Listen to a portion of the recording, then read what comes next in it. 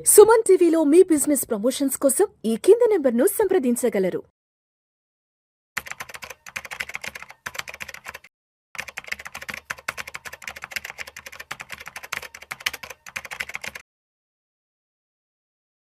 Hello everyone, I'm Madhavi Reddy. I'm your financial coach. So ఈరోజు ఈ particular video అంతా కూడా మనం హోమ్ లోన్ ఎంత తొందరగా పే చేసుకోవాలి అనే దాని గురించి మీకు కొన్ని ట్రిక్స్ అండ్ మెథడ్స్ అయితే చెప్తామండి. సో ఇక్కడ బయట సిచ్యువేషన్ చూస్తూ ఉంటే ఏమీ బాగాలేదండి. ఎందుకంటే ఒకవైపు లే ఆఫ్స్ జరుగుతున్నాయి, అలానే ఉన్న జాబ్స్లో కూడా పెద్దగా మనకి శాలరీ హైక్స్ ఏమీ కనిపించట్లేదు. అలా అలా దాంతో కంపేర్ చేసుకుంటే ఇన్‌ఫ్లేషన్ కూడా చాలా వరకు పెరుగుతుందండి. అంటే స్కూల్ ఫీజులు గానీ, లేకపోతే హాస్పిటల్ బిల్స్ గానీ, లేకపోతే ట్రావెలింగ్, మినిమమ్ థింగ్స్ కూడా చాలా చేసుకోలేకపోతున్నారు. సో, ఇవన్నీ కూడా అంటే చాలా బర్డెన్ అయిపోతున్నాయి. సో, ఇద్దరు జాబ్ చేస్తున్నా భయపడుతున్న రోజులంటే వచ్చేసాయి. సో, ఒక్క జాబ్ పోతే చాలా కంగారు పడిపోతున్నారండి. ఎందుకంటే మా దగ్గరికి కూడా చాలా క్లయింట్స్ వస్తూ ఉన్నారు. మేడం, నాకు జాబ్ అనేది లాస్ అయింది. ఒక 2, 3 మంత్స్ అయితే అవుతోంది. ఇంకా జాబ్‌కి నేను ట్రై చేయలేకపోతున్నాను. ఎందుకంటే ముందు మె మ అంటే మైండ్ కూడా అంత పర్ఫెక్ట్‌గా లేదండి. Because of all these loans. ఎందుకంటే ఇన్ని లోన్స్ పెట్టుకొని, ఇన్ని ఈఎంఐస్ ఇవన్నిటి గురించే ఆలోచించుకుంటూ వాళ్ళు పర్టిక్యులర్ డెసిషన్స్ అంటే ఆఫీస్ అంటే ఆ జాబ్ మీద గాని, జాబ్ సెర్చింగ్ మీద కూడా, ఎందుకంటే బయట కూడా అన్ని ఆపర్చునిటీస్ లేవండి. ఎక్కడ చూసినా లే ఆఫ్స్ అవుతున్నాయి కాబట్టి అంత ఈజీగా జాబ్స్ వచ్చే అవకాశం కూడా కనిపించటం లేదు. సో, ఇలాంటి టైంలో ఎవరైతే ఎగ్జిస్టింగ్ మీ హోమ్ లోన్స్ చాలా వరకు తీసేసుకున్నారో దాన్ని తగ్గించుకునే మార్గం కొంచెం చాలా ఆలోచిస్తే బెటర్ ఉంటుందండి. సో, ఇక్కడ నేను ఒక్క ఎగ్జాంపుల్ అయితే తీసుకున్నాను. 25 ఇయర్స్‌కి మీరు లోన్ గాని తీసుకుంటే అసలు 10 ఇయర్స్‌లోనే తగ్గించుకునే అవకాశం అయితే ఉందండి. సో, ఫస్ట్ ఈ లోన్ ఏంటంటే 50,00,000 లోన్ తీసుకుంటే రేట్ 8.5%, టెన్యూర్ ఏమో 25 ఇయర్స్. సో, దాదాపుగా ఈఎంఐ అనేది మీకు 40,000 వస్తుంది.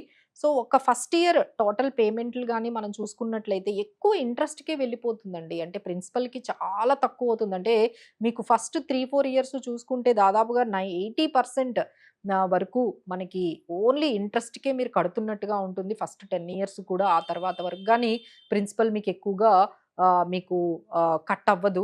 సో, దాన్ని బ్యాంక్స్‌కే చాలా అడ్వాంటేజ్ అండి. మనకైతే ఎలాంటి దీనివల్ల ఏంటంటే బ్యాంక్స్‌కే ఎక్కువ ఇంట్రెస్ట్‌లు కడుతూ ఉన్నాము. బట్ మనకి ఎలాంటి అడ్వాంటేజ్ రాదు.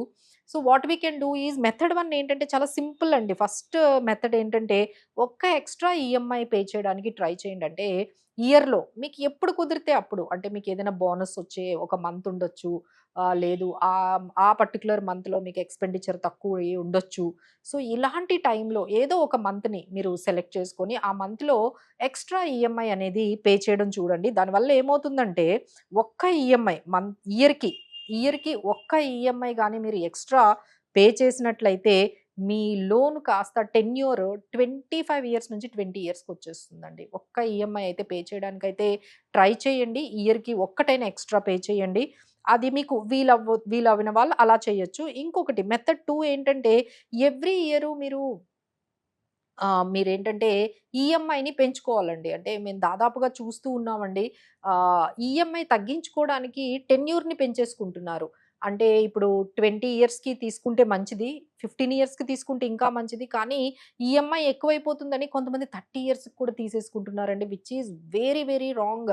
మాక్సిమం 15-20 ఈ మధ్యలోనే మీరు ఎక్కువగా టెన్యూర్‌ని పెట్టుకుంటే మంచిదండి. ఎందుకంటే దాదాపుగా మీరు 35 ఇయర్స్ ఉంటారు. 20 ఇయర్స్ అంటే 25 ఇయర్స్ అంటే 60 ఇయర్స్‌కి వెళ్ళిపోతుంది. సో, అంతవరకు ఈ రోజుల్లో జాబ్స్ ఎవరికుంటున్నాయండి. So, jobs might nowadays ఏమవుతున్నాయి, 50 ఇయర్స్‌కే కొంచెం ఔట్‌డేటెడ్ అయిపోతున్నాయని జాబ్స్ కూడా కొంచెం పాసిబిలిటీస్ అనేవి తగ్గిపోతూ ఉన్నాయి. సో, డోంట్ టేక్ అంతవరకు మీరు హ్యూజ్ మనకి టెన్యూర్ అనేది మంచిది కాదు. సో, ఎవరైతే ఆల్రెడీ అలా తీసేసుకుని ఉన్నారో వాళ్ళకొక మెథడ్ అండి. ఏంటంటే, మీరు ఎవ్రీ ఇయర్ ఈఎంఐ ఒక 7% నుంచి 10%, అంటే మీది 40,000, 50,000 ఈఎంఐ అనుకోండి. దాదాపుగా ఒక 4,000 నుంచి 5,000 వరకు కొంచెం ఈఎంఐ మీరు ఎవ్రీ ఇయర్, అంటే ఇయర్ ఆన్ ఇయర్ ఒక్కొక్క ఇయర్ 10% మీరు ఈఎంఐ అంటే పెంచుకుంటూ వెళ్ళిపోతే, అంటే ఫస్ట్ ఇయర్ 40,000 ఉందంటే నెక్స్ట్ ఇయర్ మీరు 44,000 అలా మీరు పెంచుకుంటూ వెళ్తే you can reduce it to almost ఈ 25 ఇయర్స్ ఉన్నది కాస్త 12 ఇయర్స్‌కి వచ్చేస్తుందండి.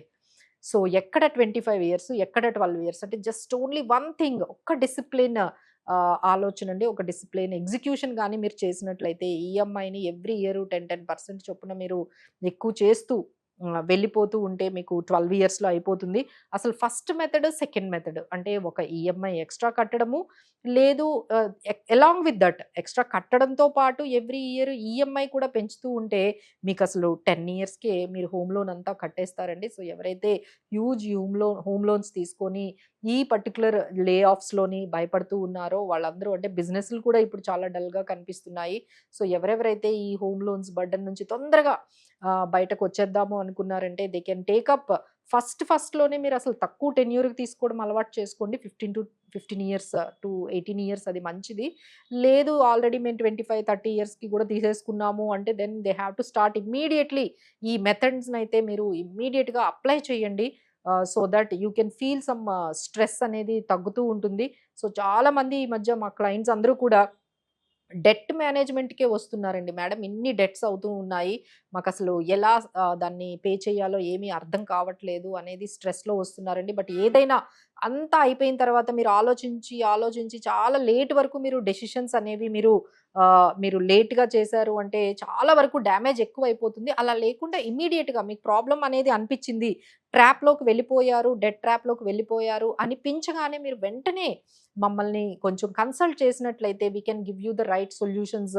ఆ టైంలోనే మనము ఎంతవరకు ఆ డ్యామేజ్ కంట్రోల్ చేయగలమో అందులోనే చేయగలమండి. లేకపోతే ఈ రోజుల్లో లోన్ యాప్స్‌లోకి వెళ్ళిపోతున్నారు. సో, వాళ్ళ తర్వాత కొంతమంది మార్ట్‌గేజ్ లోన్స్‌లో వాళ్ళ అంటే మార్ట్‌గేజ్ లోన్స్ తీసేసుకుంటున్నారు. ఈఎంఐలు కట్టట్లేదు. సిబిల్ స్కోర్స్ అన్నీ నెగెటివ్ అయిపోతున్నాయి. సో, మొత్తం అంతా కూడా మెస్ చేసేసుకుంటున్నారండి. ఒక్కసారి సిబిల్ స్కోర్స్ అనేవి తగ్గిన తర్వాత ఇక లైఫ్ లాంగ్ అంతా కూడా మీకు ఎప్పుడూ నార్మల్ రేట్‌కి ఇంట్రెస్ట్‌లనేవి మీకు ఇంట్రెస్ట్ రేట్‌కి ఎలాంటి లోన్స్ రావు. దాన్ని కరెక్ట్ చేసుకోవడం కూడా చాలా కష్టమవుతుందండి. So, before getting into this CIBIL score effect అయ్యేంతగా మీరు వచ్చేసారు.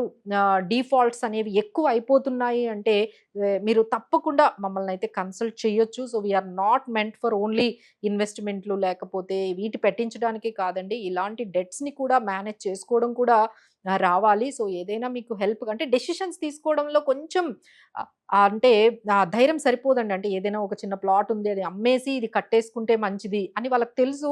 బట్ ఏంటంటే అది కరెక్టా కాదా? ఆ డెసిషన్ అనేది కరెక్టా కాదా? అని తెలుసుకోవడంలోనే ఆ ఎగ్జిక్యూషన్‌లోనే వాళ్ళు 3, 4 ఇయర్స్ టైమ్ వేస్ట్ చేసేస్తూ ఉంటారండి. ఆ 3, 4 ఇయర్స్‌లో ఆ ప్లాట్ పెరిగేదేమో తెలియదు గానీ, అదేమి పెరగదు గానీ, బట్ వీళ్ళకి ఇంట్రెస్ట్ రేట్లు బయటకు తెచ్చేసుకున్నవి అవన్నీ కలిపి ఆ ప్రిన్సిపల్‌కి మించి లోన్స్ అనేవి పెరిగిపోతూ ఉన్నాయి.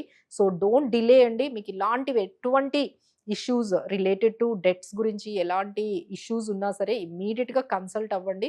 మీరు చేయాలనుకున్నది ఏదైనా ఉంటే అది కరెక్టా కాదా అని తెలుసుకోండి. సో, మనం బెస్ట్ స్ట్రాటజీతో గాని ప్లాన్ చేసుకున్నట్లయితే వి కెన్ క్లియర్ ద డెట్స్‌నయితే మనము ప్రాంప్ట్‌గా మనం కరెక్ట్ టైంకి కరెక్ట్ డెసిషన్ తీసుకున్నట్లయితే మనము ఆ డ్యామేజ్‌ని చాలా వరకు కంట్రోల్ చేయొచ్చండి. మీరు అలా ఆలోచించుకుంటూ నెక్స్ట్ ఇయర్ అనుకుంటూ ఉంటే లోన్‌లు దాని మీద ఇంట్రెస్ట్‌లు కూడా చాలా భారం అయిపోతూ ఉంటుంది.